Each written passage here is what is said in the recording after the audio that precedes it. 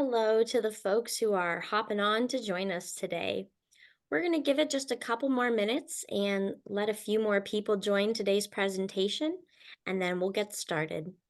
Thanks for your patience as we allow for a few more people to join.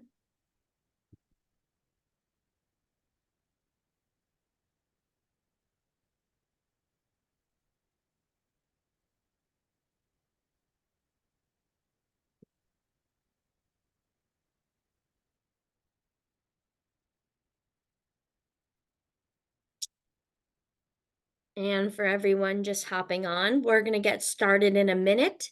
Let's just give it a little bit longer, let a few more people join today's presentation, and then we'll kick things off.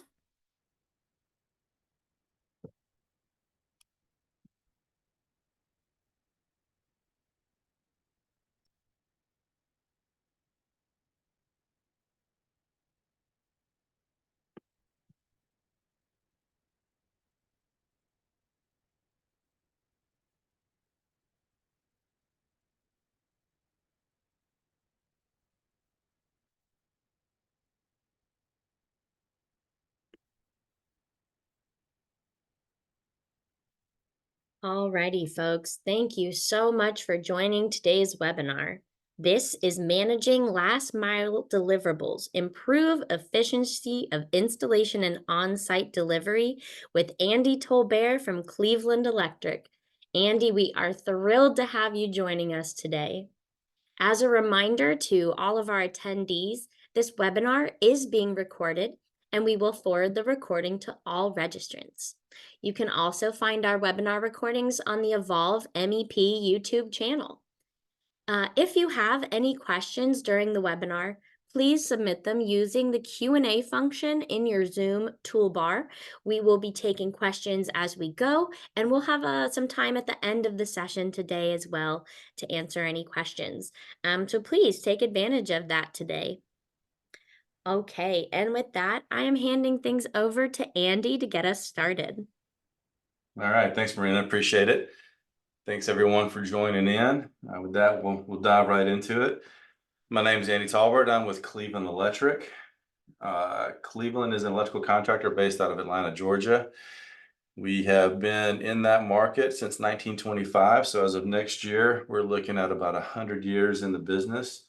Gives you a lot of chance to reflect and look and improve on business processes as you go through things. I myself have been in construction for 30 years. I grew up in the family electrical business, and so my years in high school, my summers, my vacations were all spent chasing electrical parts and sweeping floors. So I've been in and around this industry for a long time.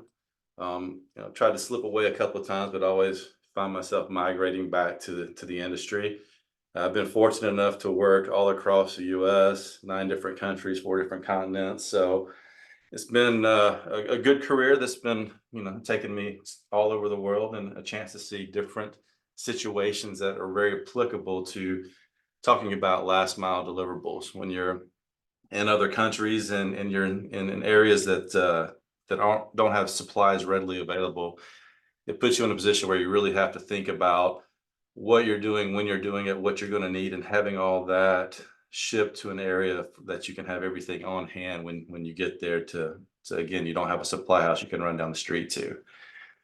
We want to look at last mile kind of defined. You get that nice, pretty straight road there that leads into the mountains, and I think we very rarely see that kind of a beautiful, picturesque scenery in construction, right?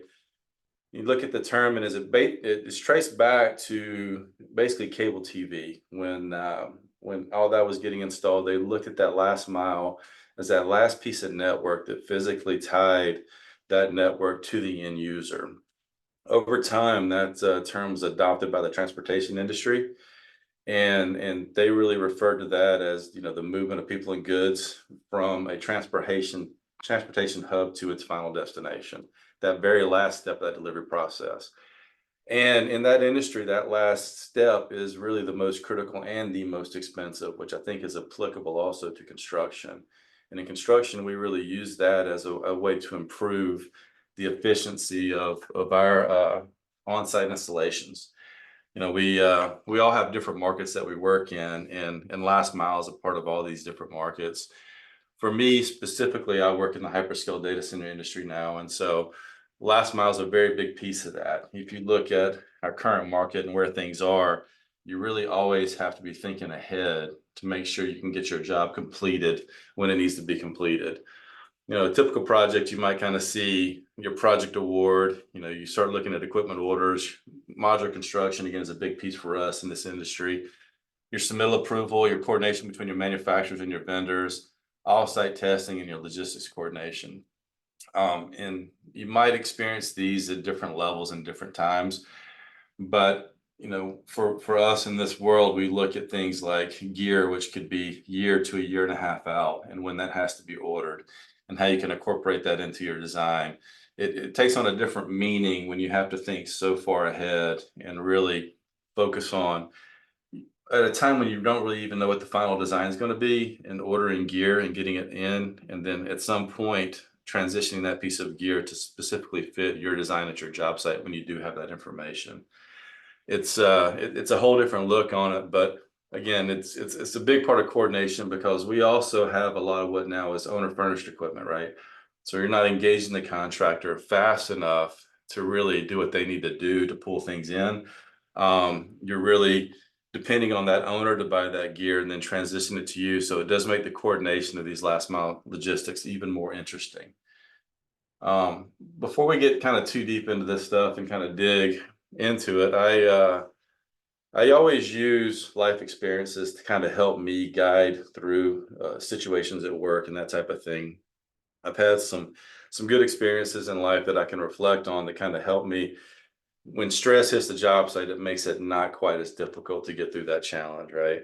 Um, at a time when I was living down on the Gulf Coast in a little town called Navarre, Florida, a big thing that I did at that time was paddle boarding, and that was a way to, you have a bad day, you jump on the paddle board, you head out to the water, get rid of all that stress, so you can be ready to go for the next day and fresh and without all the stress you had from the day before. I was fortunate enough to live on the water, so it was easy to throw the board in the water and take off and go do those things. And I had one of those weeks where it was really difficult. It was one of those weeks that was challenging, and I was like, this weekend I need to go paddle boarding. Started looking at the weather, saw a storm was coming on Saturday. It's supposed to be in later in the afternoon. Said, all right, that's fine. I can get up and get out early in the morning, kind of beat the storm, but it should make it interesting, right? The wind will be up, waves will be up. Be a good time to kind of go out, and after the week I've had, made me work a little bit harder to earn that stress relief, right? So Saturday morning comes along, check the weather again. Still looks okay. Storm's going to be in around 1 o'clock. It's about 5 o'clock in the morning, so sun's not up yet. Grab my board, head out, jump in the water, take off. And kind of noticed that the waves are a little bigger than I thought they were going to be. Wind was probably a little harder. Start paddling out, get pretty far out there, and wind's picking up, waves are picking up. Keep going, keep pushing forward. Get knocked off my board as the waves were getting bigger, and jump back on my board. Of course, I didn't take any type of life vest, flotation device. I didn't take a leash on my paddle board because it's like I do it a lot. I don't need it, right? Keep paddling out farther and farther. Get knocked off again. Keep going out, and conditions are continually getting worse. And after about a good hour and a half, 2 hours of paddling, I'm starting to figure out this probably isn't a great idea. Probably isn't a good time to be out here. So make the decision to turn around and head back to my house. And I knew that was kind of going to be that critical moment, right? When you're turning your board, you're kind of going broadside to the waves. And so I went through a couple of different swells, get my timing down, and finally figured out, all right, now's a good time. Turned my board around, got it pointed back towards the house, kind of relaxed. As soon as I relaxed, I got hit by a wave from behind. Wave knocked me off my board. I went backwards when I did. My feet kicked out, so it kicked the board out in front of me. And kind of come back up and look and see my board floating away. Start swimming after it and not catching it. Swimming a little harder, still not catching it. Swimming a little bit harder, and it's getting farther away from me. And by now, I'm pretty winded. I'm tired, breathing hard, and I'm not catching up with the board. So I kind of had to make that decision that I'm going to have to swim home, right? And so this is kind of where my last mile came into play. And I'm turning around, I'm looking back at the house. I can see it in between the crests of the waves because I'm kind of going up and down with the swells. I still have my paddle with me, but by now the board is long gone. So start swimming back, have my paddle in my hand, kind of think, why am I holding on to this paddle? Let my paddle go. So I'm a couple of strokes and said, I still want my paddle for whatever reason. I didn't want to let it go. So I grabbed my paddle. I start swimming again, swimming harder and harder. Tide's coming out. When I went out, I paid attention to the wind more than I did the tide because I thought I would paddle out against the wind so I could paddle back with the wind, so it'd be easier. But at this point, the tide's coming out, right? And so I'm trying to swim against this tide to get back in, and it's getting harder and harder. I'm breathing harder. I'm swallowing water, and I start thinking to myself, like, I might not make it back, right? So double down, swim a little bit harder, even become more winded, and then I kind of stopped and started floating, trying to catch my breath, and I said, uh, I think I might drown out here. Because I'm thinking that, I'm looking over at my house and I see a light flip on, right? So at that point, I know my wife is up, walking around the house, and I'm thinking, well, there's no way I'm going to let myself drown within sight of my house, right? I can't let that happen. So it's like I'm going to power through it. I'm going to keep swimming. So I doubled down another time, started swimming even harder. Just I don't feel like I'm getting anywhere, and it's really kind of futile at that point. So I stop again and I think about it, like, this isn't working. This process, this thing that I'm going through isn't going to get me back to the shore. So I need to do something different. I'm breathing too hard. I'm swallowing too much water, and I'm not feeling good about what I'm doing. So at that point, I decided that I would go ahead and I would swim 20 strokes.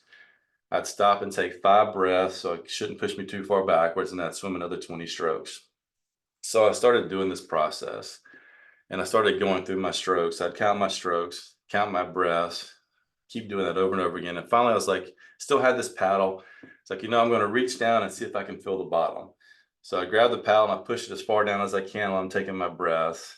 I don't feel the bottom, nothing's there. But I make that part of my process as well. So I kind of added that. So swim another 20 strokes, take my 5 breaths, put my paddle down. After 4 or 5 times of that, as I pushed my paddle down past my feet, I finally I felt the bottom. So I knew I was making progress. I knew I was getting closer to my destination. So I keep fighting through that, keep making my strokes, keep swimming. And as I get closer, I start, the paddle starts working its way up higher and higher. I can touch the ground. It's at my knee now. I finally get to the point where I got the paddle far enough that I can drive it in the sand a bit and kind of hold on to it and catch my breath a little bit more. With my 20 strokes and 5 breaths, I could kind of get a few more breaths in. So that ended up being my method, which got me all the way back to shore, right? So I finally worked through all that, crawled up on the beach, threw up about 20 gallons of salt water, you know, body beaten up, walk up to the house, kind of open the sliding glass door. My wife looks up, she's over making breakfast. My daughter's on the couch watching cartoons at this point, and she could see right away that something wasn't okay. And she's like, "What's going on?" Kind of filled her in. And I said, "I'm gonna go jump in the shower." My body was cramping up. I was like, "I need to go just turn the hot water on and sit for a minute." I go to our bathroom, which our bathroom happens to be on the water side, right? So I'm in the shower, and all of a sudden I start hearing all these helicopter noises. At first, I just thought that was kind of weird, but then I thought, wait a minute. I said, let me look. And I looked, and it was a Coast Guard helicopter. And then I see boats out in the water, and these little ribs running around. Called my wife in. I was like, hey, I think they might be looking for me. And there was a dock right there, and there was a guy on the end of the dock with binoculars. And my wife said, well, let me walk out there. My wife walks out to the end of the dock, and this guy's out there. And instead of my wife being who she is and just asking normal questions, she's like, hey, have you seen the paddleboard? My dumbass husband thought it'd be a good idea to go paddleboarding this morning in the storm and lost our paddleboard. And he was like, well, I think that might be who we're looking for. So figured out that my neighbor had seen me go down, and because the waves are big, he never really saw me again. I was far enough out, he couldn't see me bobbing in the water. So he called the Coast Guard and said somebody had gone down. They came out to look for me. Came out and thanked the crew and apologized for making their Saturday a little more difficult. They were very forgiving about it, and next day my wife took them took them some cookies and kind of made everything better. But all in all, it was a situation where I had a plan was working, figured out the plan wasn't working, had to deviate and change. I then changed my plan, had a little catastrophic failure, which made me deviate once again. And I worked through each step to kind of get me back home again, right? So, it's something that I use at work to kind of help me get through my situation here because we do have lots of frustration that we deal with. These projects that we're on, have become more stressful, they've become bigger, they've become very difficult. And you kind of need to have that outlet. You need to have those things to reflect on to help you get through whatever that is to kind of get to your final destination successfully. And always be willing to change that plan, always be willing to deviate, always be willing to look for the next thing, whatever that may be, or whoever may bring you that plan to help you get through that piece. But that's kind of my little last mile piece that I work through to help me reflect on. And it's something that I use every day, kind of today, getting through things. And that kind of brings me to my next little step, these challenges, right? So in the hyperscale data center industry, it's going crazy right now. We have AI, machine learning, facilities are getting bigger, projects are getting larger. If you look at the average project size and what it was, even 5 years ago, it's really nothing compared to what it is now across the board. And you get into these 9-figure projects that become stressful. They're the tighter deadlines, especially with AI and machine learning, right? They want as much capacity up as they possibly can, as fast as they can get it. And your demand is getting higher, and there's not enough capacity in the US to back up what's needed right now to make it operational. So you really have to look at that, and all those things come into play. So as we're going through our design and looking at this stuff, and we're more and more becoming owner furnished, even for us in the electrical world, medium voltage cable now is a year out in a lot of situations, right? So if you look at when funding of a project comes through to when you're actually purchasing things, it pushes things farther and farther out. So you really have to increase that communication between manufacturers, between yourself, between all the general contractor, all the other trades that are on site. You really have to look at that design and kind of come together to figure out how best to get after these things. Another struggle that we deal with in this world too is we're dealing with proprietary design data, right? So it's specifically for each enterprise client that we have. They have their own designs that they consider very near and dear to their heart, right? They put a lot of money into investment into making these work for them the best way that they can possibly make it.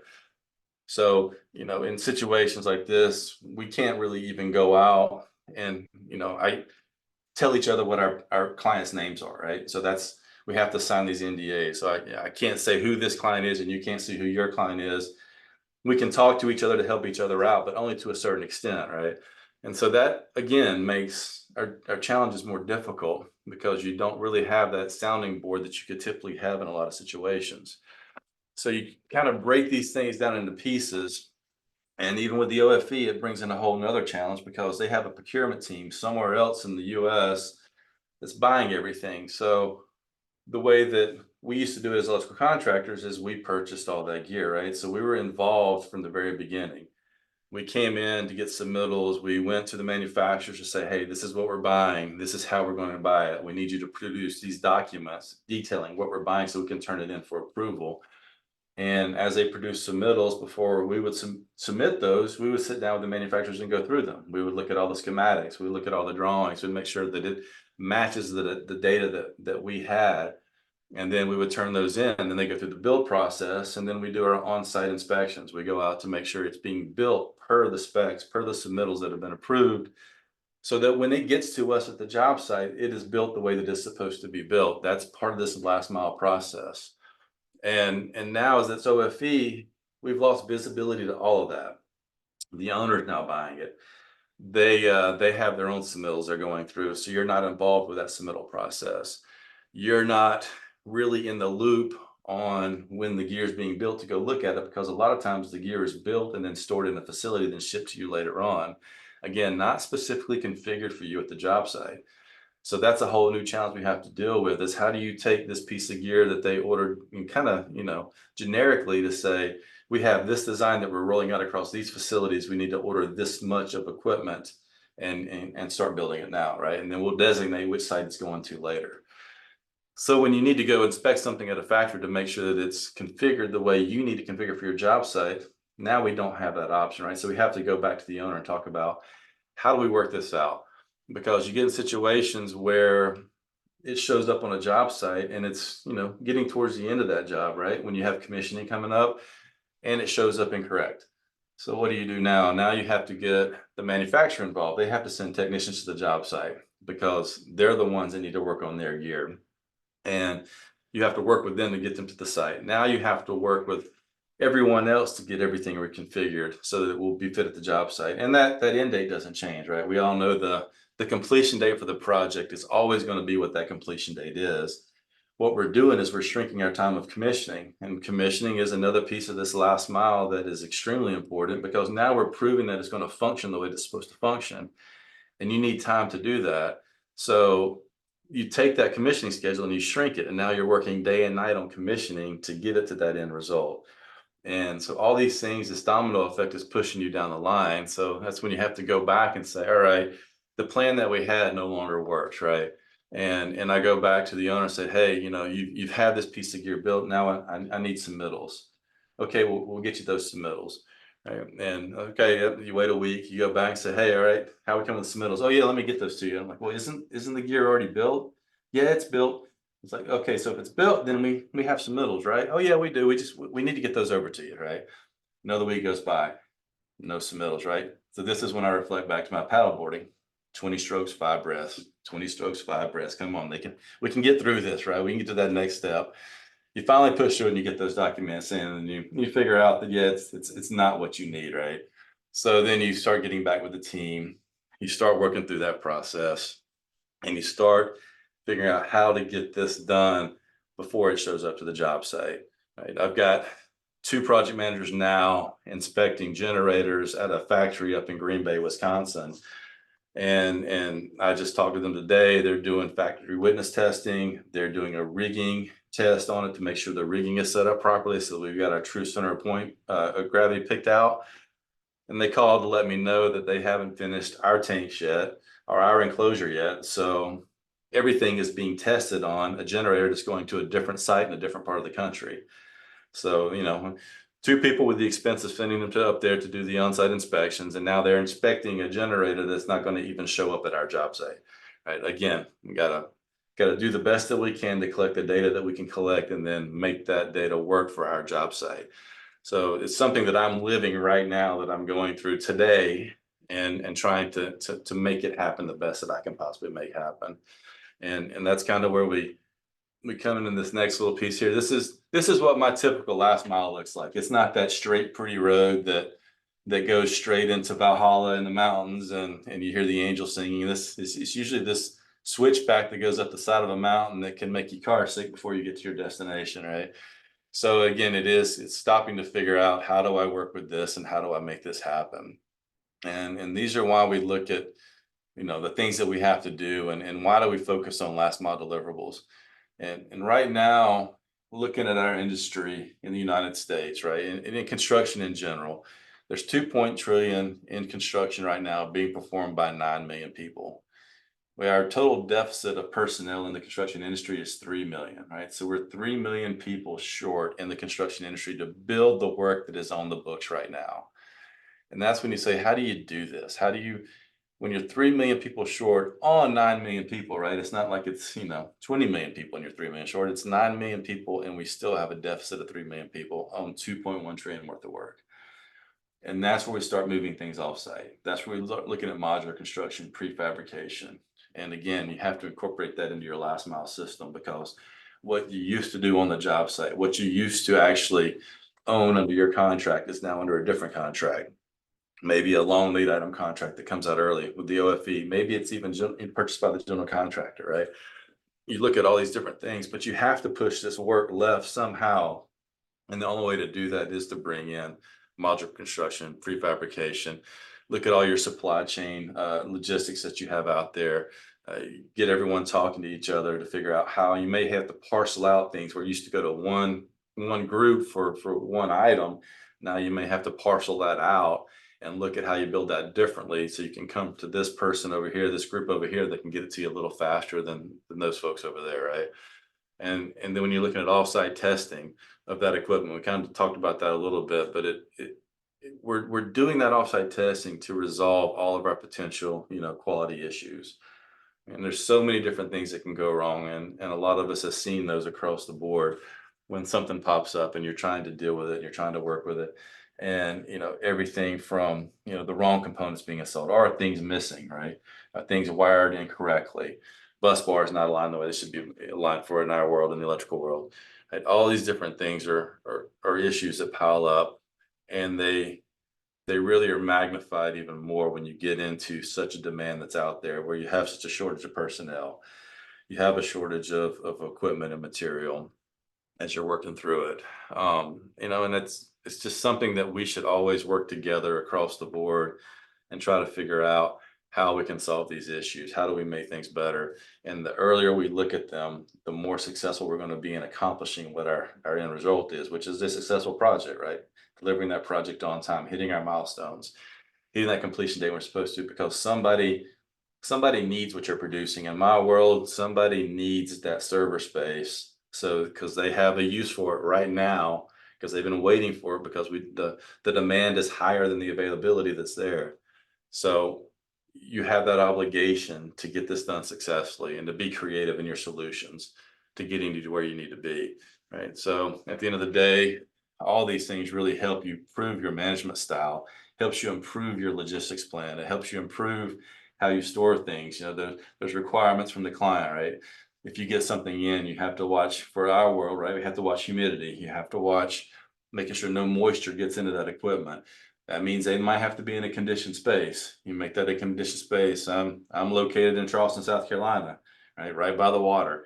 So humidity is high, heat is high. So we have to acclimate an area to be able to store these things in. If I haven't thought ahead about that and the equipment starts showing up but I'm not ready for it, then I have a situation on my hand, right? I might have to send that back somewhere else to have it shipped back in later. Well, that's additional cost that someone is going to have to pay for. Whether you have to absorb it as a contractor or you go back to the owner to try to get additional costs. But if you haven't planned for it, it's on you, right? It's an issue that you've created. So building that into your logistics plan, that it is part of your last mile delivery system, it's really going to help you be successful at the end of the day, to understand what you need to have in place when things start showing up on that job site. And then again, this whole piece of it really helps make sure that what you purchase, that is what's being delivered to you, is what is per the specs. It's what's per the drawings. It's what's per the approved submittals, and it's going to show up so that you have to do the least amount of work to it at the job site when it does arrive.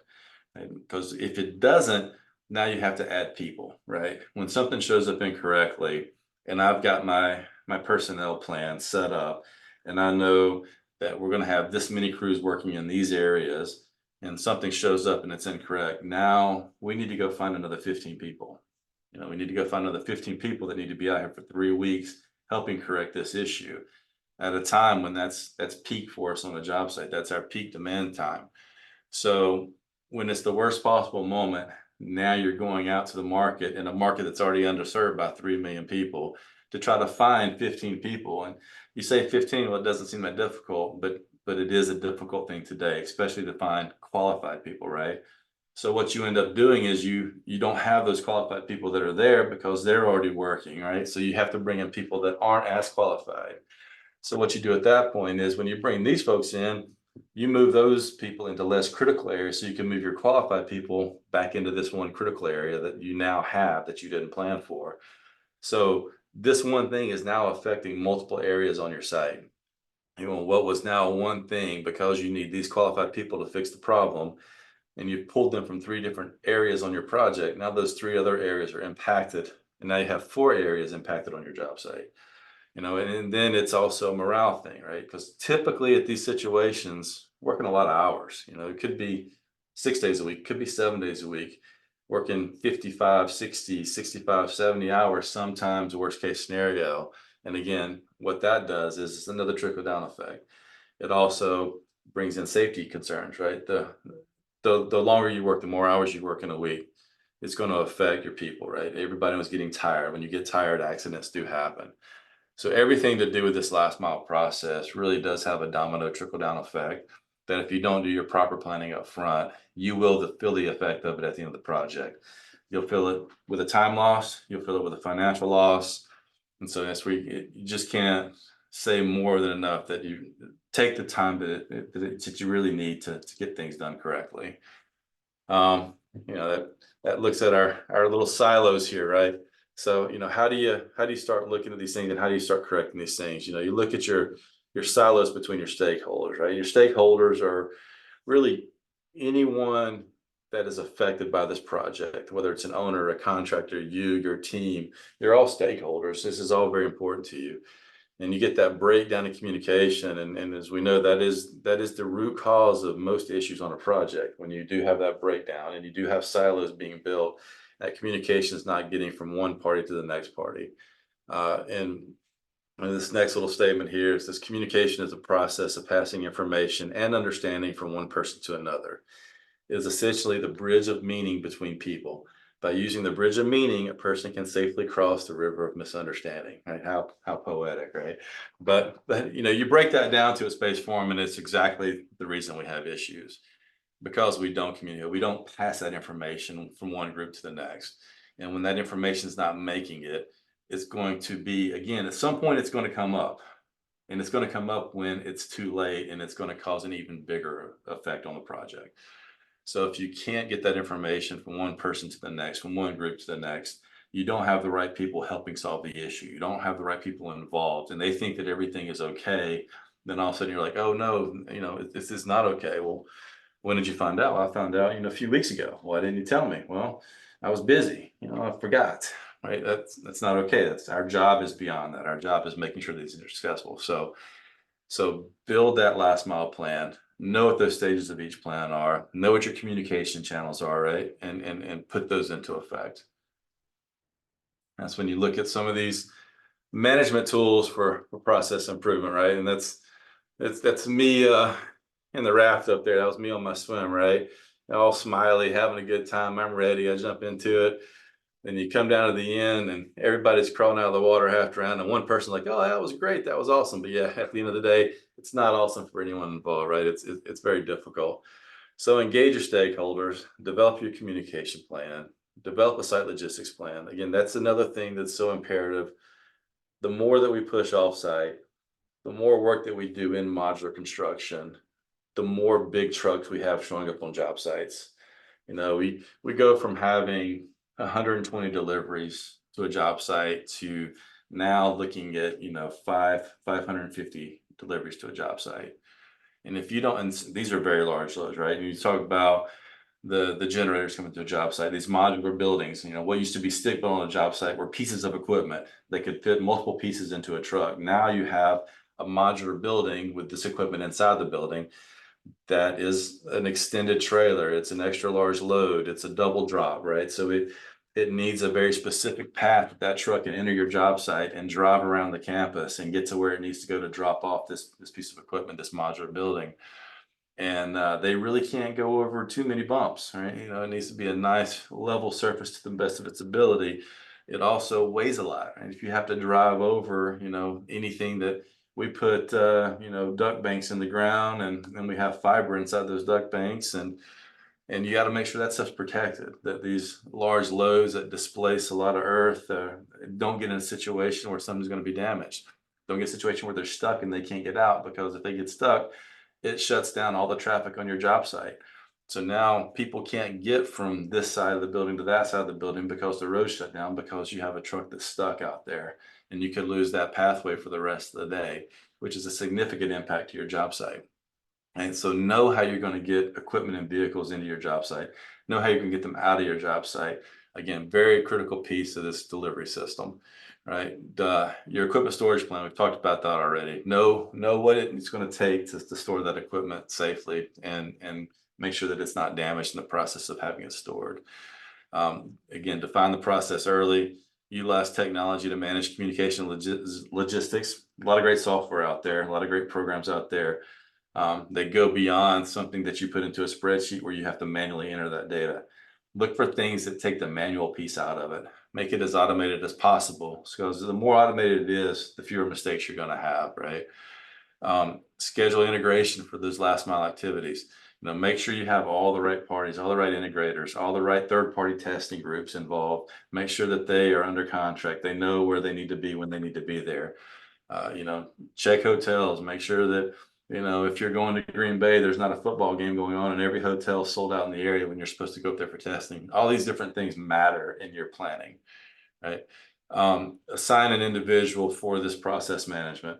Make sure that this isn't someone's side job. Make sure it's not someone's, oh, yes, you do this, and also you need to do this. Make sure it's a priority for a member of the team. Make sure that someone has responsibility and ownership of this piece of the puzzle, because if they don't, and it is something that they also have to do, it's not going to get the attention that it needs to have, and that will lead to issues on your job site. Um, Implement checks and balances. Again, make sure that someone else is out there also helping out, helping monitor this. We're here to help each other, right? It's not a babysitting situation. It's not a I'm looking over your shoulder. It's I'm here to help you. So make sure you have checks and balances in place, so that one, if something is missed, that you have a better chance of catching it. And two, you have a sounding board, you have a potential mentor involved, you have someone that can help you work through that problem to find a solution. Because a lot of times what we do is we migrate to things that are easy for us. We migrate to what we know. And if I have something that's challenging that I have to deal with, and I also have something that's easy, human nature is you go to the easy thing, right? You go to the thing that you can knock out quickly and check that box and say, I'm done with that. And then something else gets someone, you continue to procrastinate again until it's a larger impact on your job site. Make it a priority for someone, make sure you have someone assigned to it, and make sure you have checks and balances to make sure it's going the way it needs to go, which leads to that last point of executing the plan, right? We have to execute the plan. We have to make sure that the plan is there, but the worst possible thing we can do is not actually execute the plan that we have. You spend all the time developing it, and then you get busy and you go out there and you go to work, and you forget to actually execute the plan that you spent time putting together. That kind of wraps it up for today. So if anyone has any questions, please let me know. Thank you so much, Andy. I've got a question for you.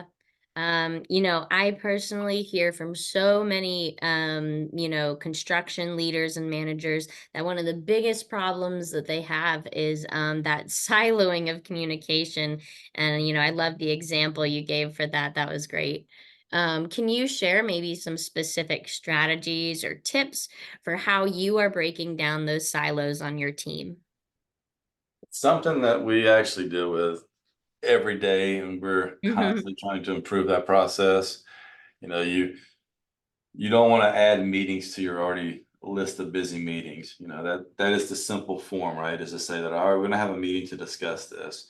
But I think again, for us, it's getting back to technology.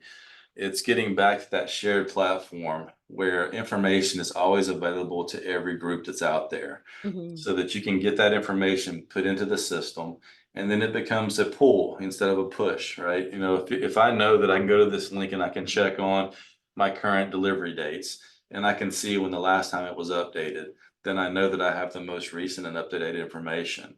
And if I can go in there and see that it hasn't been updated for 2 weeks, and I know that I have an issue, I need to go check with a specific individual to say, hey, I need you to update your delivery times, right? And then what you do is you can combine all those into one 30-minute discussion with the total group that's involved, and say, let's all get together and chat about this real quick. You go through your items, people are monitoring that situation, and it takes time to get there, right? Because people will still Mhm. email you going, hey, where is this? Hey, check this platform, go over here and check, make sure that it's there. And then you start getting people used to going to that one area to pull the information back out of it. And that helps kind of to, get across that bridge, right? That communication bridge there, and pull everybody into the same area of information. And again, so they're not pulling from different areas where you're getting conflicting stories, you're getting conflicting data, right? It's great to have that one central platform that everybody get the same information at the same time. That's awesome. Yep. Love that. We hear a lot about, constructed technology and the paperless prefab shop. That sounds like something your team is moving towards. Absolutely. Step by step, right? And the process of working with Evolve to get through that has been extremely helpful. And the team has been so thankful. Going from basically a paper and clipboard and whiteboard situation to now it's all technology driven, right? So that Mhm, you can have them out there with their iPads, and these installation drawings are being put together for the prefabrication process. And you can send different stations the drawings that they have, and they can pull those up on an iPad and on a big screen TV that shows them exactly what they need to build at their station. And that station is built specifically for that person. So ergonomically, it's built for that person to be able to do the best that they can do with the most efficient process. And you're also giving a different skill set the mhm. ability to do jobs that they maybe couldn't do in a different situation. So they're learning how to do something in a controlled atmosphere, in a controlled environment, with the right support around them versus out on a job site where it's more difficult to go through that piece of it. But that technology piece is really fantastic, and it really is helpful in getting the right information quickly to the right people, and then monitoring each step as we go through the prefabrication process. We know when something's completed, when it moves on to the next station, right? We can say, all right, here, and we also can have that information streamed directly to where our supervisors are and where their offices are, right? So they can have that information on hand, look at the screen, and instead of being stressed or having to worry about should I call this person to see where this is and where we're at in the process, they can look and see, all right, this is where it is, and this is when it's scheduled to deliver out to the site. So again, it just helps keep everybody on the same page at the same time with the same information. That's excellent. Well, great. Let's wrap it up for the day. I want to thank everyone for attending our webinar. I hope that you found the information valuable.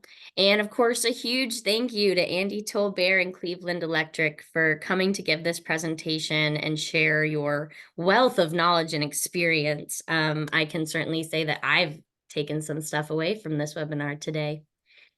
And to our attendees, you can always find more demonstrations, presentations on the Evolve MEP YouTube channel.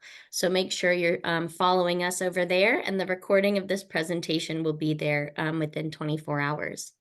As a reminder, it's been recorded, and we are going to email the recording to everyone as well.